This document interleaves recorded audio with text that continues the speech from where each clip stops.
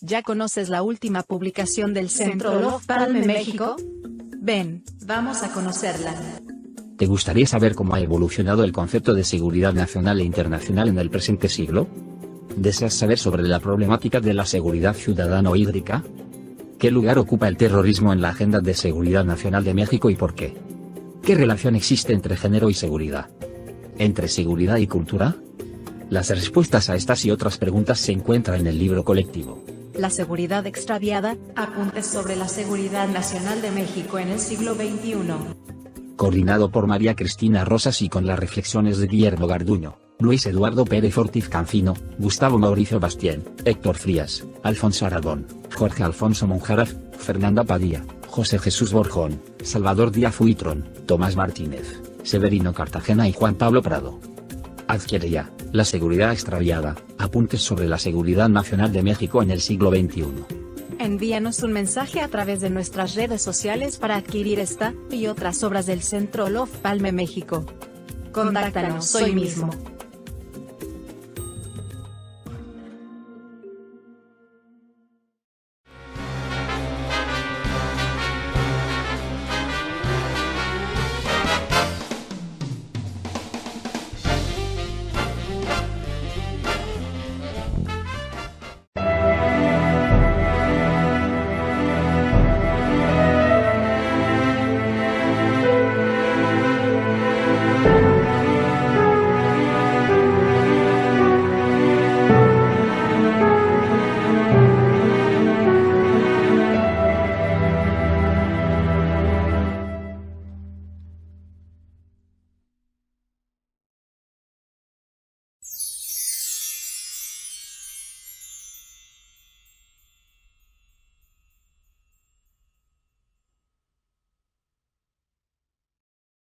Muy buenas tardes, sean todas, todos bienvenidos a una emisión más de Una Tarde con esta propuesta del Centro Love Palme México que pone a consideración de ustedes las opiniones expertas de connotados especialistas en diversos ámbitos del conocimiento, incluyendo diplomáticos, incluyendo personalidades del mundo cultural y del mundo académico. Y el día de hoy tenemos el gusto de recibir en este espacio a uno de los grandes expertos en los temas de gestión del riesgo de desastres, en protección civil, al ingeniero Enrique Guevara Ortiz, a quien nos complace mucho que nos acompañe. Le damos la bienvenida y agradecemos su tiempo y disposición. Sabemos que tiene una agenda muy nutrida porque pues todo el tiempo estamos expuestos a una serie de flagelos que es necesario atender.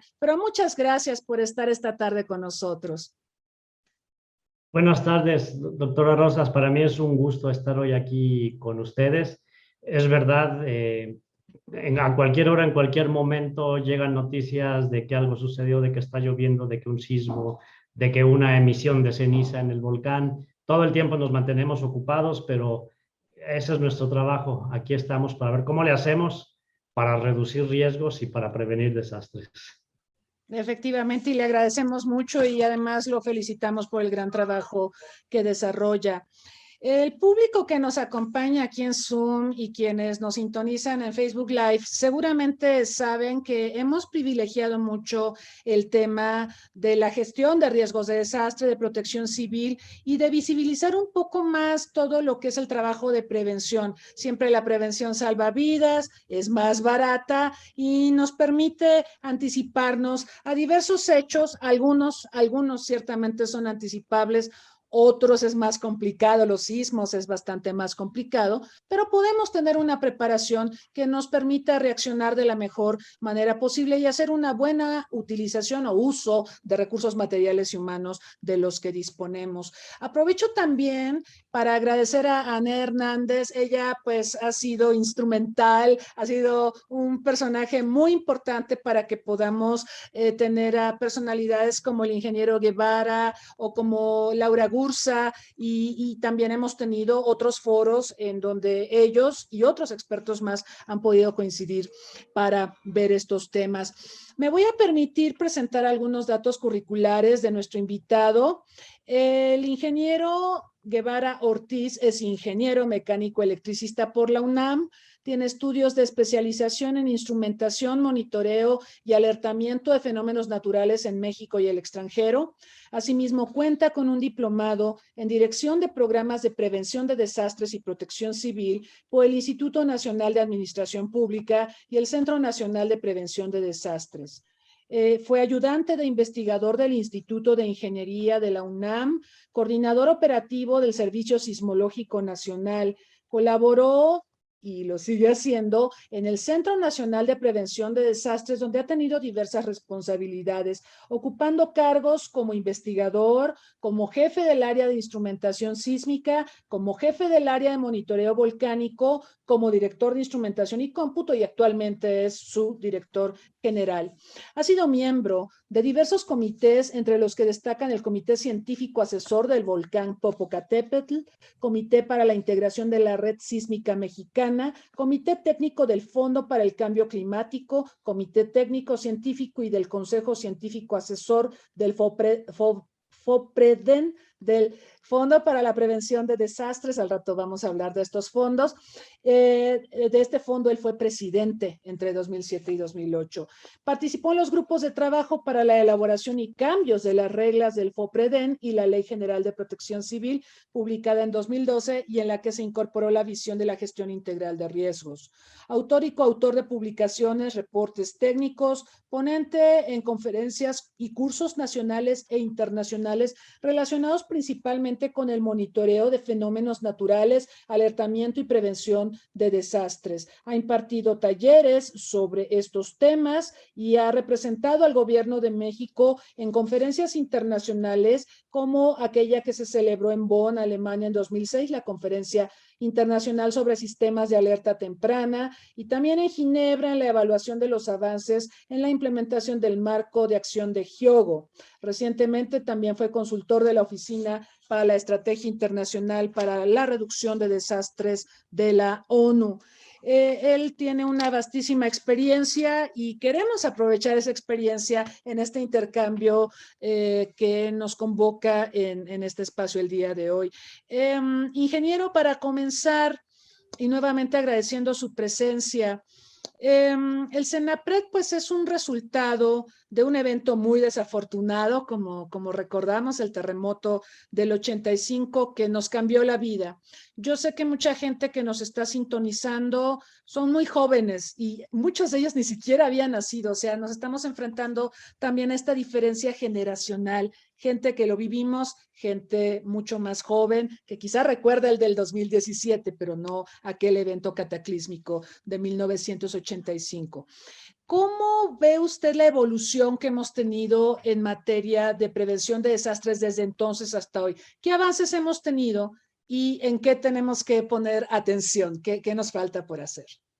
Sí, claro que sí. Como lo menciona, doctora, el sismo del 85 marca un antes y un después en la historia de México. A partir de ese sismo se vio la necesidad de que el gobierno contara con una institución que hiciera frente y la atención de las emergencias y el proceso de reconstrucción. Entonces surge el Sistema Nacional de Protección Civil el 6 de mayo de 1986. De esa fecha hasta el día de hoy es necesario reconocer que existen avances y avances muy importantes. Ha habido evaluaciones por parte de organismos internacionales, como la OCDE, que en el año 2012 hizo una evaluación de los avances del Sistema Nacional de Protección Civil, y me permitiría ahorita hacer remembranza de algunas de las observaciones o de las conclusiones que hizo ese estudio, y quizá yo aporte algunas adicionales. En primer lugar, lo que resalta este informe es que ha habido un avance en el SINAPROC en la atención de la emergencia, en la coordinación y en las instituciones y los grupos especializados de respuesta para atender las emergencias. Eso es algo que está reconocido.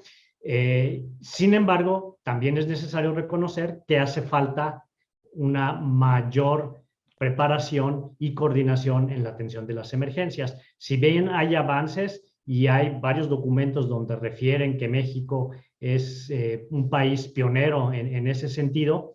También es necesario reconocer que hace falta el tener una metodología homologada y estándar para la atención de la emergencia, sobre todo cuando participan varios grupos o varios órdenes de gobierno en la atención de la emergencia. Y lo que se ha estado promoviendo es justamente una metodología internacional que es el Sistema Comando de Incidente. Hay diplomados que da la Secretaría de Marina, hay un estándar de competencia que es a través de conocer que el CENAPRED está certificando en ese estándar, y hay muchos cursos diplomados en varios lados justamente para ir fortaleciendo esa capacidad de respuesta ante las emergencias.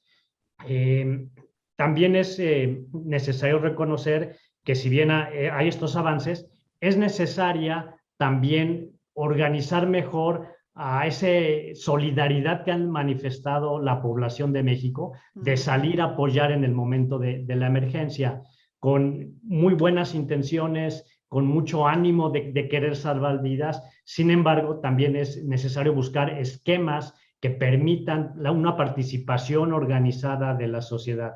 Sobre todo, porque en esos momentos, pensando en un sismo, que puede haber réplicas que están en riesgo si están dentro de un edificio colapsado, pues se requieren ciertos conocimientos, habilidades, inclusive hasta certificaciones para pertenecer a un grupo de búsqueda y rescate. Entonces, lo que se está en estos momentos diseñando, ya a través de una metodología probada y con varios casos de éxito aquí en México, es la conformación de comités locales de prevención y participación ciudadana, que es a nivel comunitario, a nivel territorial, de colonia, que la gente en primer lugar esté consciente de sus riesgos, que no genere más riesgo en las actividades que ellos realizan, que reduzcan ellos de qué manera pueden participar en la reducción del riesgo y que coadyuven con la autoridad en la atención de emergencia en lo que llegan los cuerpos especializados. Una vez que llega el cuerpo especializado, en muchas ocasiones es mejor retirarse dependiendo de las actividades que haya que hacer, ¿no? Entonces, ese primer punto, llevamos muy buenos avances en la atención de emergencias y señalé también algunos aspectos en los cuales podemos mejorar. Otro de los aspectos y enseñanzas que nos dejó el sismo del 1985 y que México también es reconocido en ese sentido, es el avance que ha tenido la ingeniería sísmica en nuestro país. Tenemos grandes investigadores, grandes especialistas, ingenieros muy reconocidos a nivel internacional que han dado un impulso a la modificación de los reglamentos de construcción. Específicamente el reglamento de construcción de la Ciudad de México y todas las normas técnicas complementarias que se han ido diseñando alrededor, pues es la verdad, muy buen reglamento, que a la falta de reglamentación en todo el país, pues se utiliza como un referente. Lo ideal es que cada municipio del país tuviera su propio reglamento. Estamos hablando que alrededor del 40-45% de los municipios tienen un reglamento. Entonces sí es necesario que todos los municipios en el país tengan su propio reglamento acorde a las características específicas territoriales que se encuentran en esas demarcaciones, ¿no? Pero sí el reglamento de la Ciudad de México ha tenido avances muy importantes. Quizás lo que estaría haciendo falta es la parte de supervisión y aplicación de esos reglamentos. De acuerdo a estadísticas y estudios que han hecho el CENAPRED, el Instituto de Ingeniería, aproximadamente nada más el 20% de las viviendas cumplen con la observancia que especifica el reglamento, ¿no? Sabemos que en nuestro país existe pues mucha autoconstrucción, y digamos algunas acciones que se han desarrollado en ese sentido, porque es una práctica que se da de cualquier forma. Hemos desarrollado el Instituto de Ingeniería con la revisión y participación de la SEDATU, la Secretaría de Desarrollo Territorial y Urbano, Infonavit, CONAVI, una guía práctica de autoconstrucción con algunos elementos mínimos de seguridad que deben de observar quienes hacen estas prácticas de autoconstrucción. Por mencionar algunos temas que vienen contenidos en estas guías, lo primero es no ubicarme en una zona de riesgo, ¿no? Y ciertas recomendaciones para que reconozcan, pues, cuál es una zona de riesgo, ¿no? No cerca de una ladera, ciertas recomendaciones muy prácticas, pues, en un lenguaje muy sencillo, de tal manera, pues, que la gente, pues, que no tiene la preparación suficiente, pues, sepa cómo implementarlas, ¿no? Cómo construir los castillos y elementos estructurales que le den pues una estabilidad a la estructura, sobre todo pues en zonas sísmicas. Entonces, este segundo punto, tenemos avances en el conocimiento de cómo se debe de construir ante sismo y viento en México. Lo que estaría haciendo falta es la aplicación y la observancia y la supervisión justamente en la aplicación de esos reglamentos.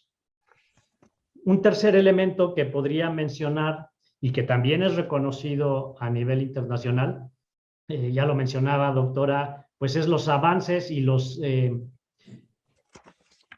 ha tenido México y que ha sido pionero en el diseño de instrumentos financieros para la gestión del riesgo. Específicamente, estamos hablando del Fondo de Desastres, se sigue llamando naturales, Fondo de Desastres Naturales. Bueno. Y el Fondo para la Prevención de Desastres, ¿no? Entonces son dos fondos pioneros a nivel internacional y que esa práctica pues ya ha sido replicada en muchos otros países, particularmente de Centro y Sudamérica. En esa misma línea, México fue el primer país que contrató un bono catastrófico para eventos extremos, eventos muy grandes.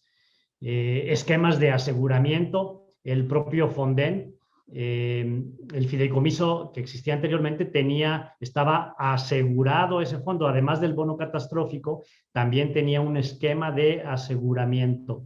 Entonces, esto es un avance importante, sobre todo pensando en que en el momento que ocurre algún desastre, pues se requieren muchos recursos para la atención de la emergencia y para la reconstrucción.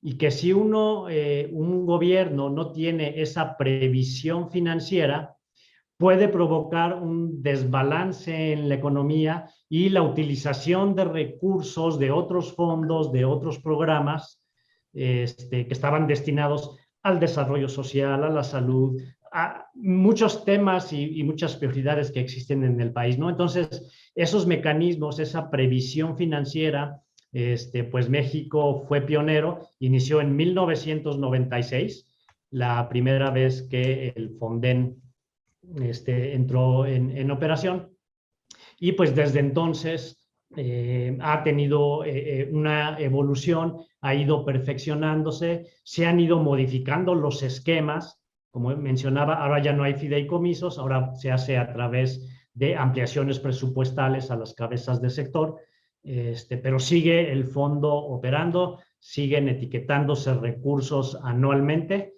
en el presupuesto de egresos de la Federación para la atención de la emergencia, la reconstrucción y proyectos preventivos.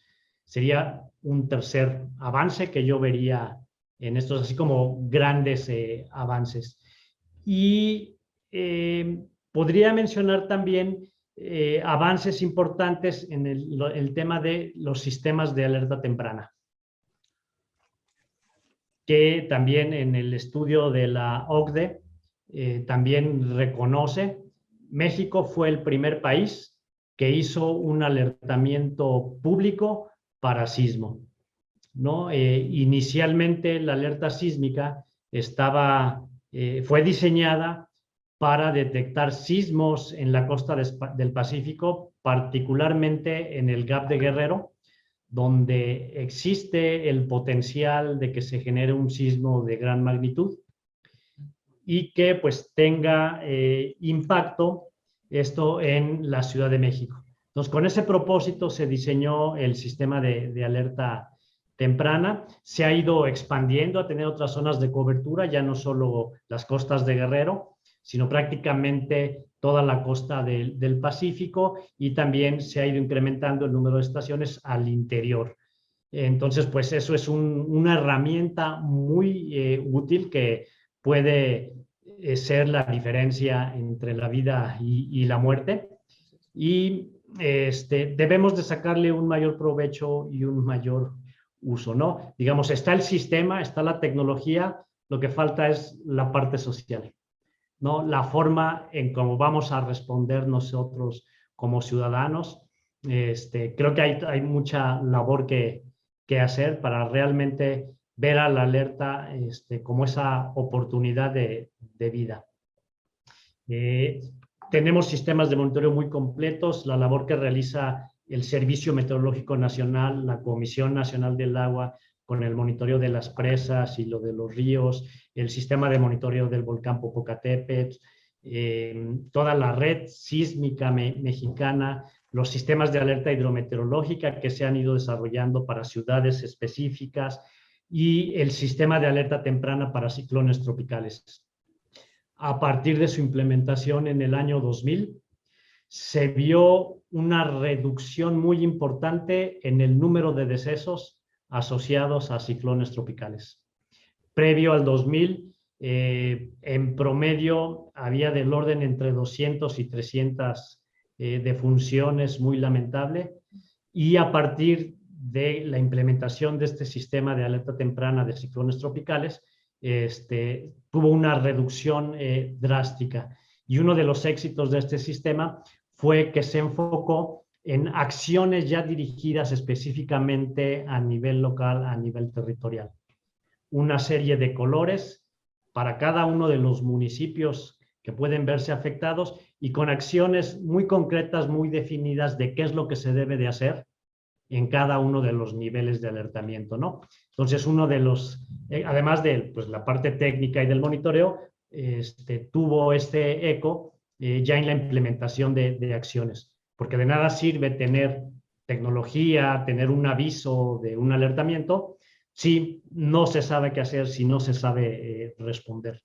Entonces, pues creo que este es otro avance importante en el Sistema Nacional de Protección Civil, y nos falta por hacer, sí, nos falta por hacer mucho, ¿no? Entonces, pues serían estas 4, yo creo que temas en los cuales se puede ver, hacer una evidencia de que sí ha habido estos avances en el sistema de protección civil. Muy bien, ingeniero, muchas gracias. Efectivamente, creo que sí, tenemos avances, hemos tenido aprendizajes.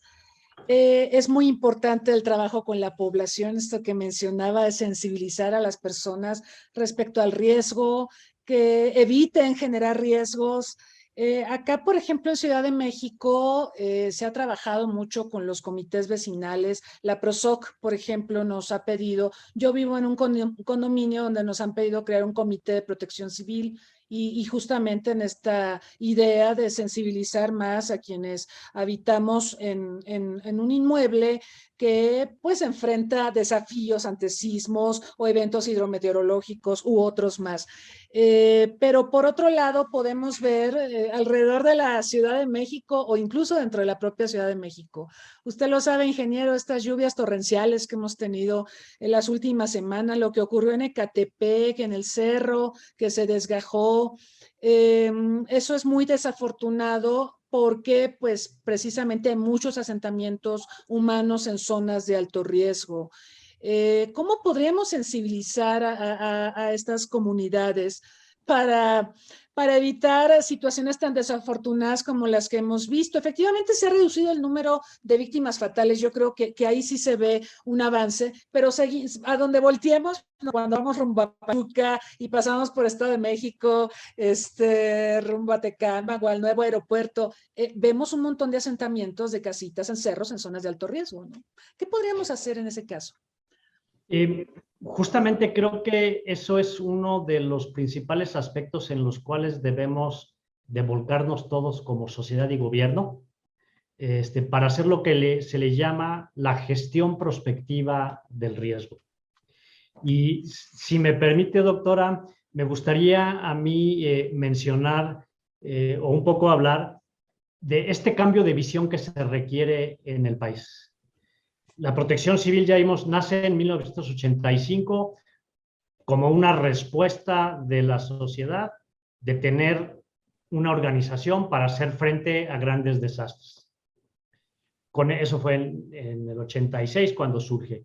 Con el paso del tiempo se empieza a hablar, no, ahora tenemos de cambiarlo y ser más preventivos. Hay que también conocer los fenómenos, conocer las vulnerabilidades, ahorita voy a tocar ese tema, cómo nos exponemos nosotros en el territorio y debemos de trabajar en reducir esos riesgos. Y a partir del 2012, en la Ley General de Protección Civil, se incorpora un concepto no nuevo para Latinoamérica y para el mundo en general, que es la gestión integral del riesgo de desastre, en donde ya es una visión totalmente diferente, en donde se suma la parte reactiva, se suma la parte preventiva, pero ahora debemos de vincularlo al desarrollo sostenible, a la protección de los derechos humanos, a la igualdad, a la inclusión, a la equidad. Ya no es nada más el punto de vista técnico de reforzar viviendas y demás, sino pensar en las generaciones futuras. Cómo modificamos el medio ambiente, cómo ocupamos el territorio, cómo logramos ese bienestar y esa seguridad humana a la que todos aspiramos y que el gobierno es su principal obligación, pero con la participación decidida, comprometida y totalmente activa de la población. Es decir, una gobernanza en donde realmente exista una participación social organizada desde la identificación de los problemas, el diseño de las políticas públicas y su implementación. Entonces, digamos, hago este preámbulo de cómo hacerle. Y esto nos abre, esencialmente, yo lo resumo, a mí me gusta resumirlo en 5 acciones. La primera acción es cambiar la mentalidad, cambiar el chip, y ahora que el objeto de estudio y el objeto de las acciones se concentre en el riesgo, no en el desastre. Claro. Digo, sin dejar de atender desastres, obviamente, ¿no? Claro. Pero centrándonos en el riesgo. ¿Por qué? El riesgo es una condición latente, algo que todavía no sucede, que se fue generando y se fue construyendo por acciones, por omisiones, por decisiones, por corrupción. Entonces, si nos centramos en el riesgo, podemos atacar las causas que generaron ese riesgo y esas vulnerabilidades. A diferencia, si nos centramos en el desastre, ya es la materialización del riesgo. Entonces, no podemos actuar sobre las causas, únicamente respondemos a las consecuencias. Entonces, ese es el primer cambio de paradigma que debemos entender todos, gobierno y sociedad, de que debemos evitar esos riesgos para que no se materialicen en desastres. Entonces, esto implica un cambio realmente importante de visión. Sería la primera actividad. Conocer el riesgo, los peligros, las vulnerabilidades, las amenazas y los factores causales de cómo nos fuimos exponiendo, cómo se generaron esas amenazas y cómo nosotros podemos incrementar la probabilidad de que una amenaza se materialice en un riesgo y en un desastre. Entonces, primer punto es ese, comprender el riesgo de desastre. Punto de partida. A partir de ahí se derivan 4 acciones que yo las englobo así y por lo que a nivel internacional se maneja. Primero, evitar riesgos futuros. ¿Esto qué significa? que el crecimiento de las ciudades, que el desarrollo urbano, que las inversiones públicas, que los nuevos desarrollos no nazcan condenados a ser el desastre, el próximo desastre. Esto tiene que ver con muchas áreas de planeación territorial, de desarrollo urbano, de asentamientos humanos, que ellos deben de participar dentro de la gestión del riesgo, justamente esto, en que el crecimiento sea seguro. Entonces aquí ya se involucran más actores a la gestión del riesgo, ¿no? La Secretaría de Desarrollo Territorial y Urbano, las áreas de planeación, las direcciones de obras, que en su quehacer incorporen la variable de riesgo y determinar si ese riesgo es mitigable, veo cómo lo puedo reducir y entonces sí hago mi inversión. Si no es mitigable el riesgo, pues entonces ahí no construyo, ¿no? Y de esa manera, pues evitamos que sigan incrementándose los riesgos. Como los cerritos que comentábamos. Como los cerritos, exactamente. No debería de estar ahí esa población asentada. Claro. ¿No? O sea, definitivamente no deberías de estar. La culpa en realidad no es de la lluvia, claro, sino son muchos años de crecimiento y de desarrollo urbano y crecimiento de las ciudades sin prever, sin considerar ese tipo de situaciones. Y que viene muy vinculado esto a situaciones económicas, situaciones sociales, de pobreza, de desarrollo social. Entonces, estos programas de desarrollo social, de políticas de crecimiento que se hagan, también deben de considerar el riesgo de desastre para no generar esas vulnerabilidades. Sabemos que los que más se ven afectados ante un desastre pues son los más vulnerables, los que menos tienen, los más pobres. Entonces, políticas para combate a la pobreza se orientan también a la reducción de la vulnerabilidad. Entonces, hace falta una armonización entre diferentes políticas: medio ambiente, desarrollo social, cultura, educación, turismo, desarrollo, todas se sumen a la gestión del riesgo. Entonces, esa parte de gestión prospectiva, no generar nuevos riesgos, es la segunda actividad. La tercera actividad es, ya existen muchos riesgos en el país que se han construido históricamente. Las ciudades han crecido, los asentamientos humanos se han instalado cerca del cauce de los ríos, se construyen instalaciones estratégicas en zonas de ladera, desarrollos habitacionales, ya existen muchos riesgos. Si no queremos que esos riesgos se traduzcan en desastre, hay que trabajar en la reducción del riesgo, que es uno de los objetivos, de los compromisos que establece el marco de Sendai, estos lineamientos internacionales. El primero es comprensión del riesgo, como ya lo mencioné. Y otro de los objetivos es justamente invertir en la reducción del riesgo. Para poner un ejemplo, riesgo sísmico.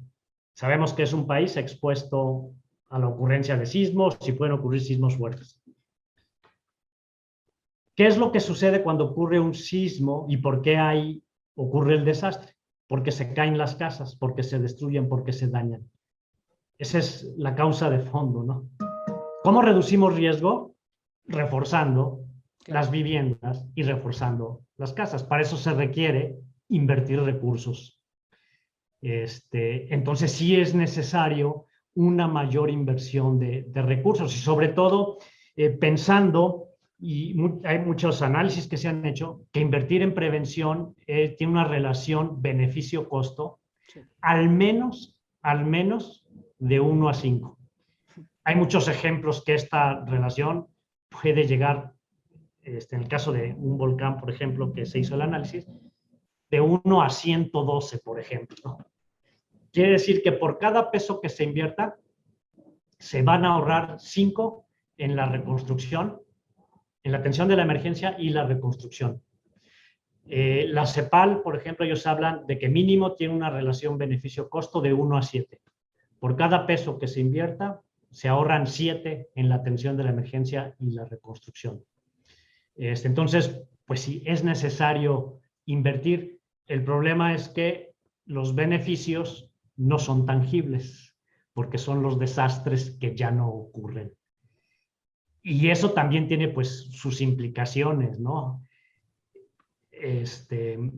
¿Para qué te doy más dinero si no ocurre nada, si no pasan desastres? Pues justamente porque estoy invirtiendo, ¿no? Entonces, ahí hay que buscar esos mecanismos para convencer a las áreas financieras.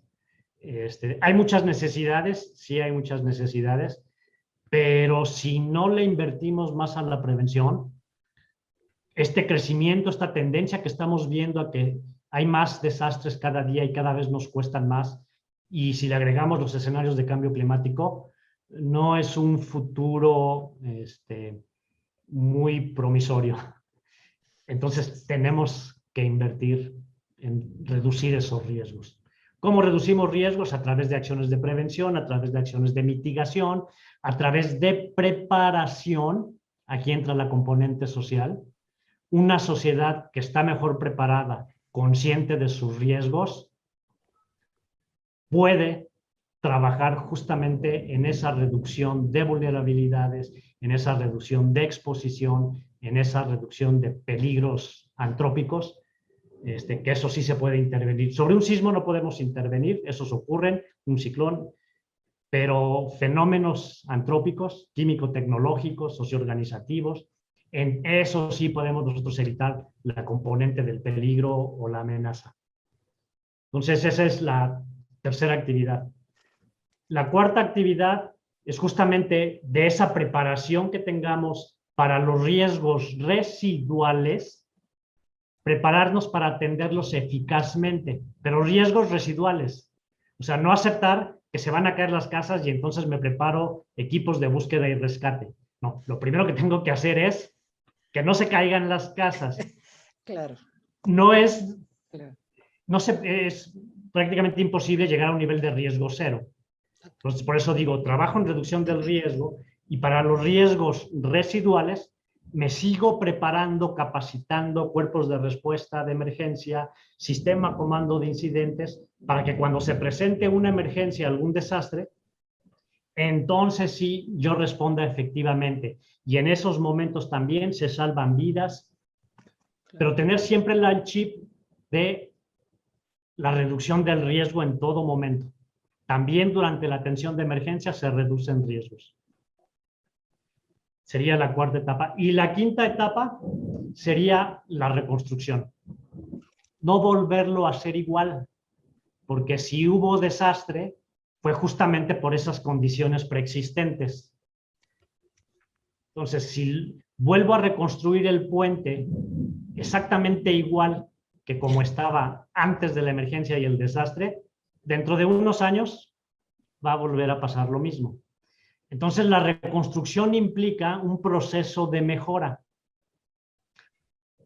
Analizar el por qué sucedió eso, para que en el proceso de una recuperación resiliente a mediano, a corto, mediano y largo plazo, quede en mejores condiciones. Pero no solamente la parte física de la infraestructura que se daña, sino el efecto que tuvo a nivel social, a nivel de medios de vida, a nivel de acceso a servicios básicos para la población, la parte de los derechos humanos, el desarrollo humano, cómo se ve afectado cuando ocurre algún desastre.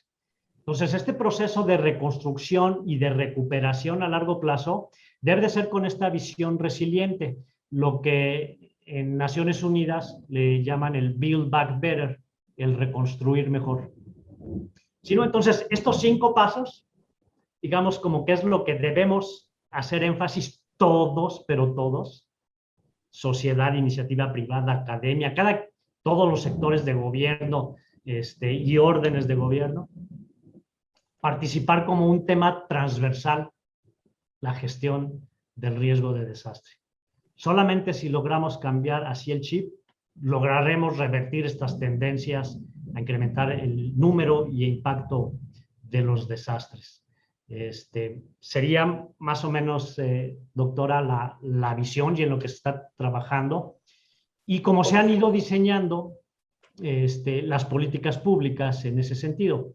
Si revisamos el programa sectorial de la Secretaría de Seguridad y Protección Ciudadana, el objetivo número 5, ahí vamos a ver que vienen justamente estos 5 pasos que acabo yo de comentar, de cómo avanzar en la gestión del riesgo y una nueva protección civil, un nuevo gobierno y una nueva sociedad que tome en consideración el riesgo de desastre como un tema transversal. Así como aspectos de género, de respeto a derechos humanos, de equidad son temas transversales, la gestión del riesgo también debe de ser un tema transversal. Si voy a ir de vacaciones, consulto antes de irme el pronóstico meteorológico, ¿no? Por decir algún ejemplo. Si voy a comprar un departamento, una vivienda, primero consulto en qué zona está construida, claro, si es zona de aceleración o no es una zona de grandes aceleraciones, en qué año se construyó el edificio, si no es nuevo el departamento, y si va a ser nuevo, pues los especialistas que me garanticen que va a cumplir con las especificaciones que establece el reglamento de construcción en esa zona en particular.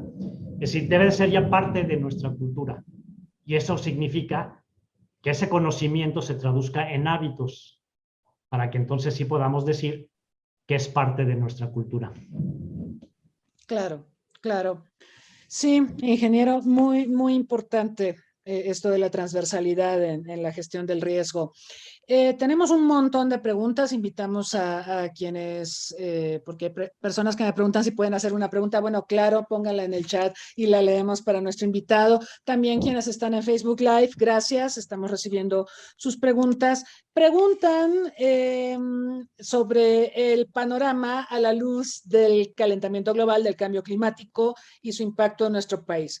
Comentan que hemos visto que los incendios son cada vez más recurrentes, más devastadores, pero también los huracanes y las sequías. Y entonces, ¿cuál es el panorama y cómo se puede enfocar esto desde la gestión del riesgo de desastre, considerando que el deterioro ambiental continúa y parece que hay poca voluntad política a nivel internacional para frenarlo?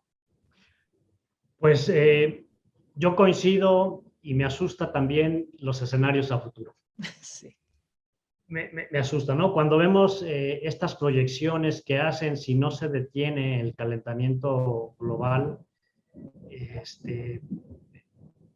estos escenarios a futuro, lugares en donde va a haber agua en exceso y otros lugares donde no va a haber agua, va a haber escasez de agua, ¿no? Y el agua es un elemento vital para preservar la vida. Entonces, en la medida en que sigamos deteriorando nuestro medio ambiente, el ecosistema en el cual nosotros vivimos y somos parte, no vamos a revertir esas tendencias. La deforestación, la emisión de gases de efecto invernadero, está incrementando ese riesgo. En este caso, riesgo asociado a fenómenos hidrometeorológicos. Entonces, si lo vemos desde el punto de vista de la gestión del riesgo, debemos de trabajar en estos 5 elementos que yo daba, reducir la parte del peligro. ¿Cómo? Pues mitigando acciones de mitigación para reducir la emisión de gases de efecto invernadero. Hay pues muchas alternativas para esto, energías limpias, nosotros como personas no utilizar tanto el vehículo para ir a 3 cuadras, no tirar basura, no deforestar, en fin, muchas acciones que nosotros como personas podemos llevar a cabo, más acciones de gobierno. Podemos también trabajar en adaptación al cambio climático. ¿Cómo se relaciona con gestión del riesgo? Yo diría que adaptación al cambio climático es sinónimo de reducción de riesgos de fenómenos hidrometeorológicos. ¿Por qué? Porque es un hecho que se está incrementando la temperatura, que esto va a provocar un incremento en los niveles del mar, una mayor incidencia más extrema de ciclones tropicales, zonas en donde antes no impactaba el cambio climático, los ciclones tropicales ahora van a impactar. Entonces debemos de conocerlo, adaptarnos y reducir esas vulnerabilidades para que cuando se presente ese fenómeno no se traduzca en un desastre o su impacto sea lo menor posible. Entonces, la vinculación que existe entre cambio climático y gestión del riesgo se vincularía específicamente a estas dos acciones: adaptación a cambio climático y mitigación de cambio climático, que es sinónimo de reducción de riesgos hidrometeorológicos. Así más o menos yo lo definiría, y veo esta vinculación, ¿no? Obviamente, pues, la protección al ambiente y todo eso, pues va sumando, van reduciendo esas vulnerabilidades, y sobre todo pensando que esto compromete muchos aspectos de la seguridad humana: seguridad alimentaria, migraciones, salud, salud, claro. Que se exacerba con muchas otras vulnerabilidades que nos evidenció el COVID, no sé. Le Por eso preguntan... debe ser Sí, transversal sí, todo. sí, sí, ingeniero. Le preguntan, qué interesante pregunta, que así como tenemos un Atlas Nacional de Riesgos, que si sería deseable contar con un Atlas Nacional de Vulnerabilidades. En estricto sentido, el Atlas Nacional de Riesgo debe de incluir vulnerabilidades, si no, no sería de riesgo. Para poder evaluar el riesgo son tres componentes que debemos tomar en consideración: la parte de los peligros, que es la probabilidad de que un fenómeno natural o antrópico se presente en un determinado lugar de cierta intensidad en un momento dado.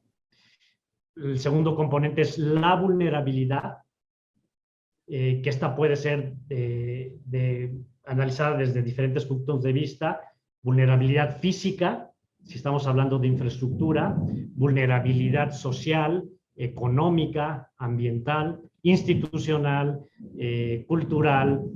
Todos esos son factores que generan fragilidades o susceptibilidades que nos hacen potencialmente tener más daños o pérdidas cuando se presente un fenómeno. Y el tercer componente es la exposición, que haya personas, infraestructura, medio ambiente expuesto. Para que exista riesgo deben de estar estos tres componentes. Entonces, un atlas de riesgo forzosamente incluye la vulnerabilidad.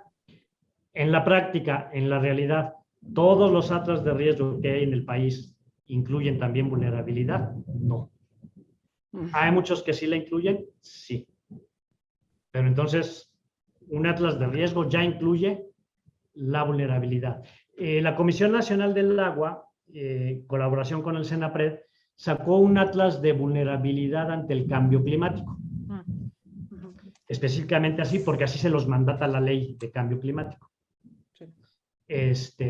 Perdón, el INEC, no con agua, participó con agua, pero el INEC, perdón por ahí, por la equivocación, y ese se puede consultar también ahí en su página, es público.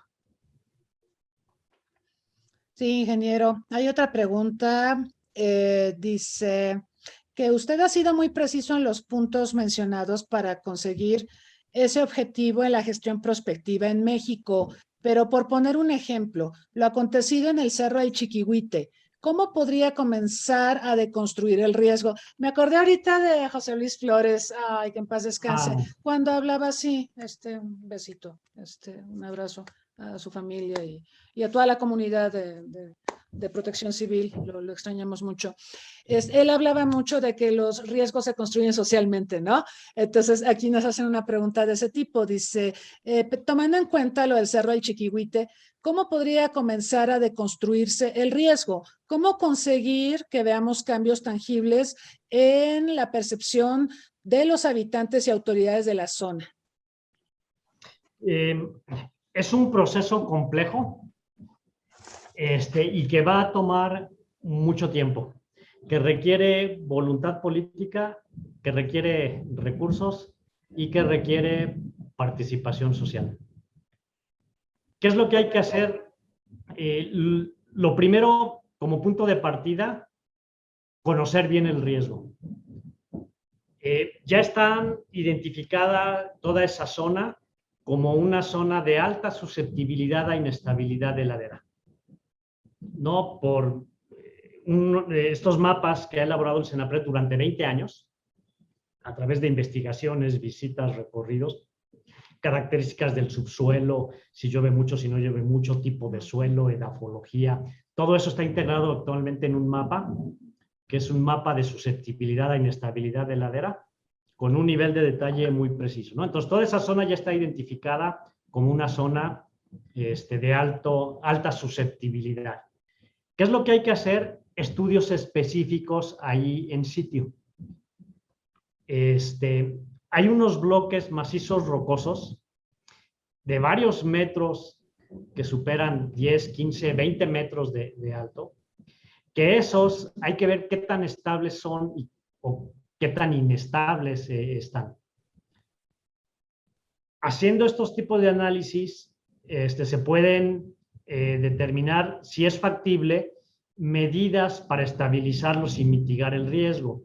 Si existe ese riesgo y no hay forma de poder detenerlo, hay que estimar trayectorias y alcance que tendría. Si hacemos eso, vamos a determinar cuáles son las zonas que hay que reubicar. Ahí no queda de otra.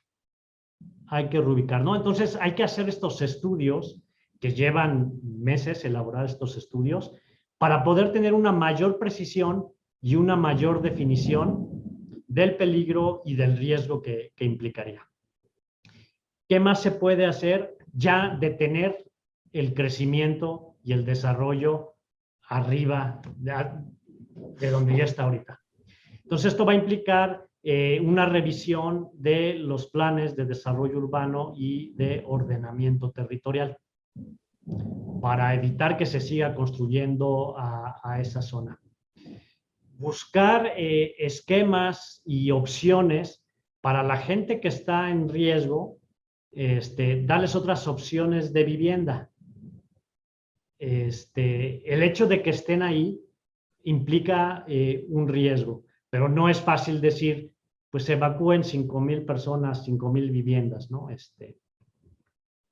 O 6,000, o 3,000, o 300, o 100, o 200. ¿Cómo poder determinarlo con precisión? Únicamente a través de estos estudios. Y una vez que se elaboren esos estudios, pues empezar un programa de reordenamiento territorial en donde participe el municipio, el Estado y la Federación, ¿no? En un esquema de corresponsabilidades y sobre todo también que la gente esté consciente de la situación y brindarle oportunidades, porque muchas veces, aunque la gente esté consciente, pues no tiene opciones. Sí. ¿Cómo me reubico? ¿Cómo construyo bien si no tengo dinero, si no tengo oportunidades, si no? Entonces, por eso digo que es un proceso complejo, que no es en el corto plazo. En el corto plazo ya se están tomando acciones ahorita. Las que están en zona crítica, pues ya se están reubicando, se están demoliendo, están tomándose acciones. Pero ya pensando a futuro, pues sí es necesario tener una mayor definición y una mayor precisión para poder delimitarlo. Y seguir este proceso de gestión prospectiva, de gestión correctiva. Hay una pregunta muy interesante, es de Venezuela. Muchas gracias por sintonizarnos en primer lugar. Y le piden un comentario sobre lo siguiente. Dicen que hace muchos años hubo deslaves alrededor del aeropuerto de Caracas. Había asentamientos como los que hemos descrito en cerros. Y las lluvias torrenciales destruyeron las viviendas y hubo muchos muertos. Entonces era presidente Hugo Chávez y él decidió crear asentamientos en zonas alejadas de estas zonas de riesgo y le entregó a los supervivientes y damnificados casitas, pero muchos supervivientes y damnificados vendieron las casitas y regresaron a asentarse alrededor del aeropuerto. Si puede comentar sobre esto, qué terrible, ¿eh? Sí, y yo recuerdo haber visitado Caracas y recuerdo haber visto y tener esa sensación de que había mucho peligro en esas zonas porque estaban las casitas sobre los cerritos. Ingeniero.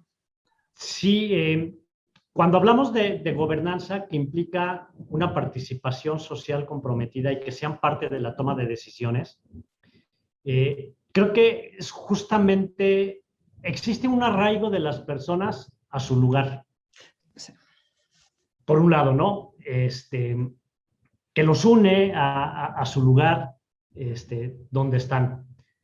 Por otro lado, también el acceso a sus medios de vida, el acceso a familiares, donde trabajan, que cuando tú los reubicas a otra zona que está alejado de su lugar, en otro ambiente, lejos de sus fuentes de trabajo, de ingresos, ocasiona justamente que la gente tienda a regresar en donde estaba. A pesar del riesgo, es un riesgo aceptado, que se toma, yo creo que de forma consciente. Pues sí, estoy en riesgo, pero aquí es donde vivo, aquí es donde yo trabajo, aquí es donde tengo mi fuente de ingreso, aquí es donde... Entonces, cuando se plantea una reubicación, es necesario tomar en consideración estos otros factores y no nada más el decir, pues estás en riesgo, te vas a otro lado porque no funciona. Hay el doctor, se llama Luis Manuel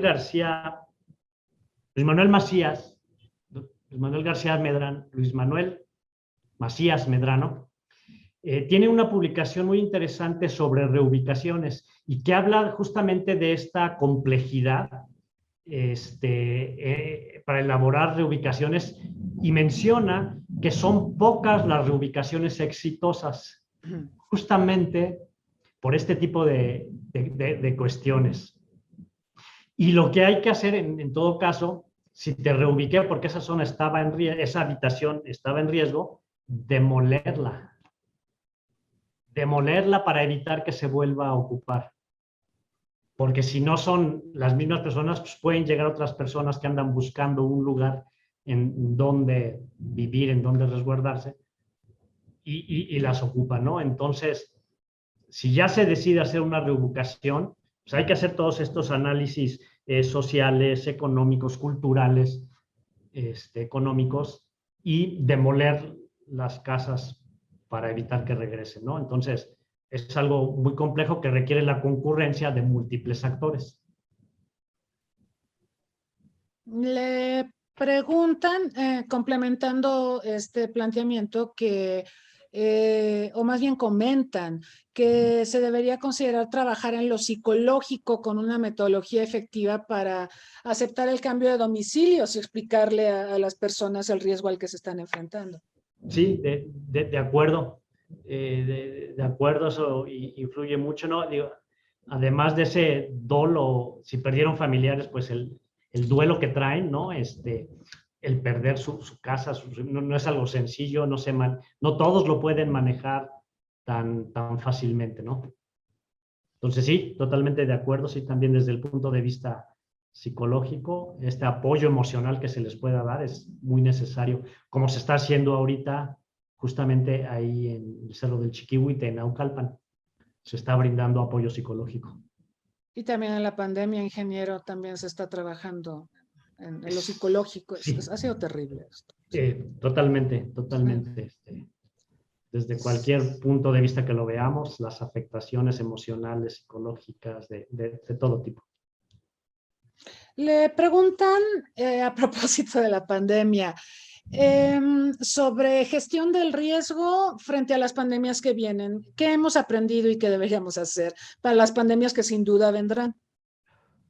Pues sí, lamentablemente es una realidad, y un aviso reciente que tuvimos fue en el 2009, ¿no? Con la influenza, y que justamente eso dio pie o dio origen a que en la Ley General de Protección Civil del 2009 se incorporara también como parte de las acciones de protección civil con una visión de gestión integral de riesgo, el tema de las epidemias, y el tema que tutela la protección civil es la salud también, entre otros factores, ¿no? Entonces sí debemos analizarlo desde un punto de vista de gestión del riesgo, porque tiene los componentes de un riesgo. Una amenaza, que es un virus, del cual se conoce todavía poco, y que se ha ido mejorando el conocimiento sobre la transmisibilidad del virus y los efectos. En fin, todavía se tiene que aprender sobre el virus. Sobre la vulnerabilidad, pues exacerbó justamente la pandemia esas vulnerabilidades construidas históricamente y rezagos que existen en muchos sectores, ¿no? Si lo vemos desde un punto de vista de riesgos complejos, ver cómo interactúa un sistema de salud, digamos, con un agente patógeno, en este caso el virus, cómo debe forzosamente analizarse también estas interacciones que existen entre un sistema de salud, entre un sistema de educación y la parte de gestión del riesgo. Entonces, la pandemia exacerbó estas vulnerabilidades y no solamente vulnerabilidades físicas de la persona, ¿no? Hemos visto que los más vulnerables ante el virus pues son las personas diabéticas, hipertensas, con problemas de corazón. Y esto tiene que ver con formas de vida de muchos años. Cómo nos alimentamos, tiene que ver con situaciones económicas, con situaciones sociales. Entonces vemos la complejidad del tema, pero que es necesario hacer este análisis sistémico del riesgo. Cómo mejorar el sistema de salud, cómo mejorar el sistema alimentario, está contribuyendo a reducir el riesgo de fallecer si me contagio con un virus. Y por otro lado, la exposición también. Para quienes eran privilegiados de poder estar en su casa y trabajar desde su casa, no estaban de la misma manera expuestos que aquellos que tenían que salir forzosamente para ganarse el pan de cada día. Y alguien en su casa pues estaba menos riesgo, pero alguien que tenía que salir a trabajar, o por las funciones que realizan, como es protección civil, pues te exponías al virus y a contagiarte, ¿no? Entonces, entran aquí aspectos económicos. Entonces, cuando en estos otros sectores buscamos mejorar, también estamos mejorando la situación de vulnerabilidad y reduciendo la vulnerabilidad, pero debemos de establecer esta interconexión con las amenazas, con los peligros, tanto naturales como sanitario, ecológicos, socioorganizativos, todo, ¿no? Entonces, definitivamente, algo debemos de sacar bueno de esta pandemia. Sí. Si no, no valdrá la pena haber padecido lo que se ha padecido, y requiere mucho también esa conciencia de la población, esa participación, ¿no? Creo que ya ha ido permeando, pero se siguen viendo grupos que no se cuidan y exponen a los demás. Fiestas, no sé, situaciones, no usar cubrebocas, en fin, una serie de situaciones que nuevamente se pone de manifiesto la necesidad de una participación social consciente e informada. Muy bien, ingeniero. Se nos está acabando el tiempo, pero hay una pregunta interesante, como todas las que nos han hecho, y después de esta pregunta, pues además le pediríamos, si es posible, un mensaje final. La pregunta es, si ayudaría a la gestión de riesgos en México la descentralización. Y añade que después del terremoto de 1985 se habló mucho de descentralizar a la administración pública y llevarla a los estados. Al final lo único que se concretó fue llevarse el INEGI a Aguascalientes. Bueno, sí es cierto. Y que ahora el presidente López Obrador había hablado de descentralizar a la administración pública, pero parece que como dice usted, hay un arraigo y una resistencia a descentralizarse por las ofertas y oportunidades que ofrece una ciudad como la Ciudad de México. ¿Cuál es su comentario visto desde la gestión integral del riesgo? Desde el punto de vista de la gestión integral del riesgo, la descentralización implicaría una reducción de la exposición. Gracias. ¿No? Entonces, pues, evidentemente, ¿no? Una descentralización, pues reduces la exposición. Aquí el problema sería que no te fueras a otro lugar en donde existe otro riesgo, ¿no? Claro. Porque si no, pues nada más sales de Guatemala para ir a Guatepeor. Entonces, es importante eso, ¿no? Sí contribuye a la reducción del riesgo porque reduce la exposición, pero a donde se reubique esa zona, esa institución y demás, pues tampoco esté en una zona de riesgo, ¿no? Porque si no, no se gana nada. Ahora, ahorita que menciona esto de la descentralización, me voy rápido por el tema de la gestión local del riesgo. Y que así es como funciona el Sistema Nacional de Protección Civil. Cuando las capacidades locales se ven rebasadas, entra el siguiente orden de gobierno a apoyar. Si es en un municipio, se rebasan sus capacidades, entra el Estado. Si el Estado se ve rebasado en sus capacidades, entra la federación.